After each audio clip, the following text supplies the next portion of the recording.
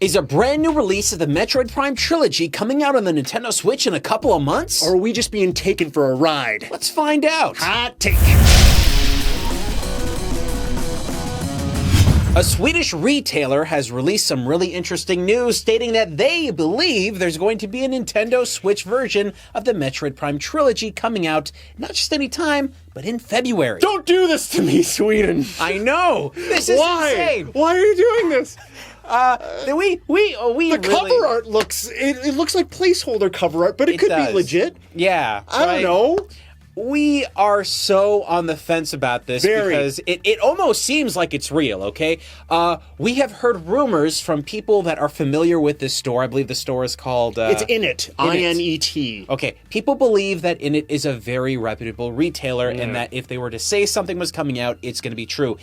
Apparently, they're given the same kind of credence you would give Walmart, and Walmart accidentally releases game news all the time. All the time. Yeah. Especially game news that happens to be in the Game Awards. They've done that several times, and people are thinking that this is popping up because the Game Awards is happening in just a couple of days. Now, we theorized that we were going to be hearing about the Metroid Prime Trilogy being released on Switch at the Game Awards. Yeah, so quick recap. Yes, okay. Okay, so why did we theorize this? Because the Metroid Prime 4th entry is coming out on the Switch, so it would make sense to release the trilogy on there for a whole bunch of reasons. Further evidence, Jeff Keighley, the creator of the Game Awards, had a picture that he put up on Twitter of him with Reggie Fils-Aimé, and Reggie Fils-Aimé was wearing a shirt. On the shirt, it had the Metroid Prime symbol, and underneath it said, "Hey, see you in December," wink. Right? How can you make it seem like this isn't happening? This is insane. It feels like it's gonna happen. It almost is like when a retailer's like, it's gonna happen, But then what actually happened was that the retailer is basically not saying it's going to happen. They're now saying something Maybe they know something. Yeah. Do you want me? Okay, Yes, read what they said. So there was red text as well. All right. And it was in Swedish, I guess. It was in Swedish, and I put it through Google Translate. I will give you the appropriate translation now. Yes.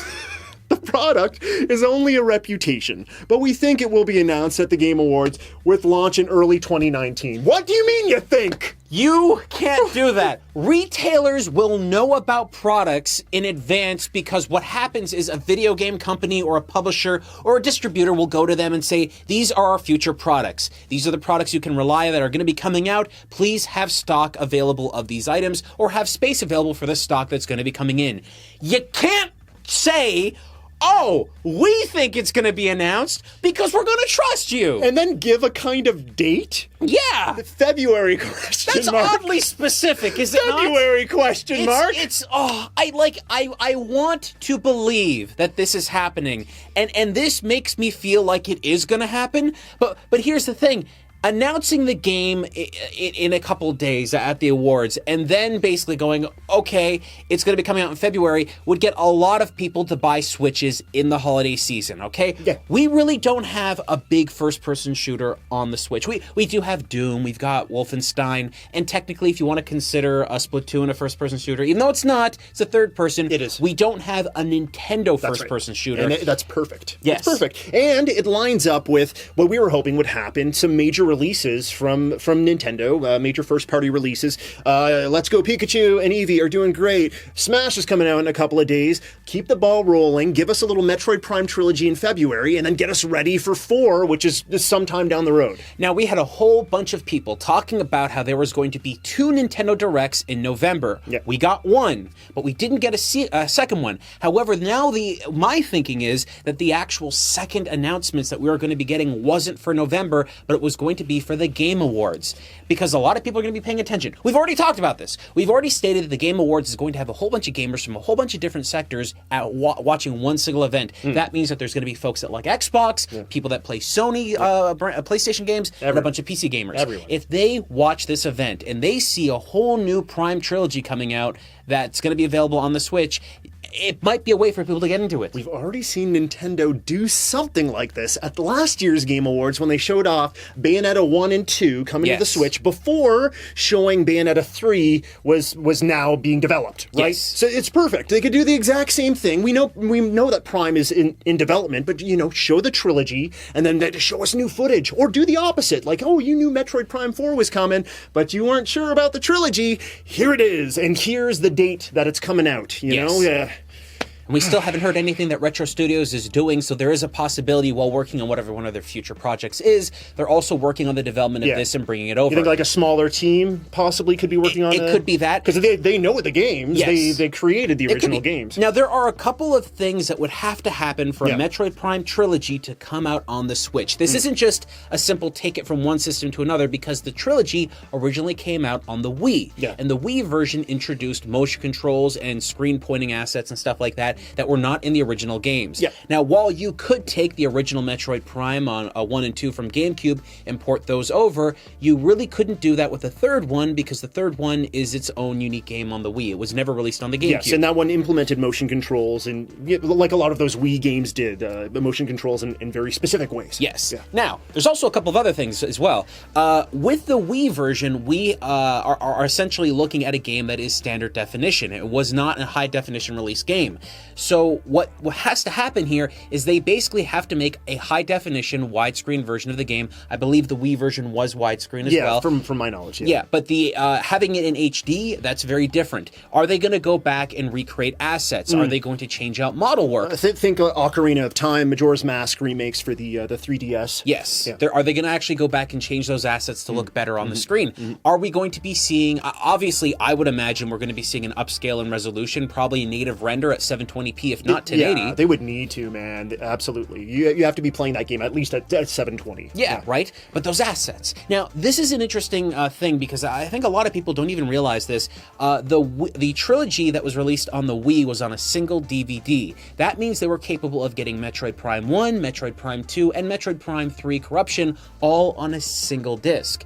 Now, I believe they used some asset library sharing as well so that they could actually do that. Basically, what that means is they've got one library of assets like models and stuff like that, and they just used it amongst all of the games so that they didn't have to have this disc bulked up with we're not positive about that. Yeah, but it's possible. But it's likely if they are building this from the ground up, maybe you're going to say this, if they are reintroducing like new sort of assets or textures or whatever, they could have a shared asset library on the Switch card. Yes. Or it could be the first game is on the card and then you download the other two.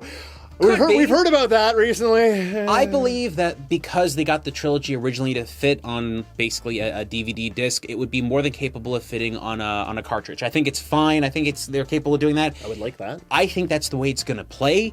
I do believe that there is an ability here for them to go back and sharpen some assets, maybe redo some texture work and stuff like that. Every time we've seen a sort of remaster from Nintendo, they've seemed to have gone back and give a little bit of an additional love that we don't necessarily see with other remasters and remakes and stuff. But I do believe that the most demanding portion of this is redoing the controls, recreating a way to actually play the game. That's absolutely, I agree with you. We need, especially for 1 and 2, the physical controls as well as the motion controls. For some people are familiar with these games and they play them certain ways, right? Yes. Maybe someone played the trilogy, maybe they played them on the GameCube back in the day with the GameCube controller. Now, Metroid is very specifically not the best-selling franchise in the world. It has done well, okay, but it is not Nintendo's most premier franchise. In the world of Nintendo, Metroid is actually very close to the bottom as far as their staple IP are concerned. It's very strange to think about that. The people that like Metroid really like Metroid, though. That's why we hear so much about this. And by the way, I'm one of those people. I love Metroid. I think most of the games are really cool. So the reason that we're bringing this up, the sales have not been amazing for Metroid in the past, is because you were saying something a little bit earlier. If you're going to introduce a fourth entry into the Metroid Prime universe, or onto the Switch, it would probably be like an incredibly smart idea to get the trilogy to be released on the Switch so that you can kind of get people people interested in it. Now, Yeah. it works in this regard. The original Metroid Prime games were released on the GameCube. The GameCube wasn't the best-selling system in the world.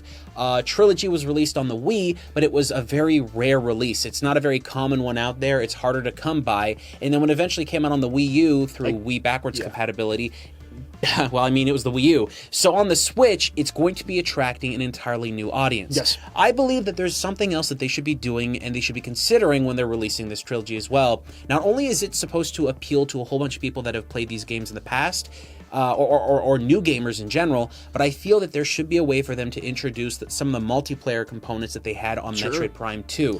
That way, if they're on here and they're redone in some way, it's a great way for people to play those games and have a reason to play it with other friends and stuff. Yeah. I would love to be able to take my Switch on the go, play with somebody else that has their Switch, and play Metroid Prime Trilogy multiplayer. I think that'd be really cool. And we were discussing taking steps even further, like not only having multiplayer, but possibly even being able to unlock some of the rest of the history of Metroid as you play through the Prime games would be very cool. Because again, a lot of people didn't jump on board with it back in like the 80s when the first Metroid was released, and there have been so many great games in the series. Had the NES game, the Game Boy game, the Game Boy Advance games, which again, we're talking about rare games, Metroid Zero Mission.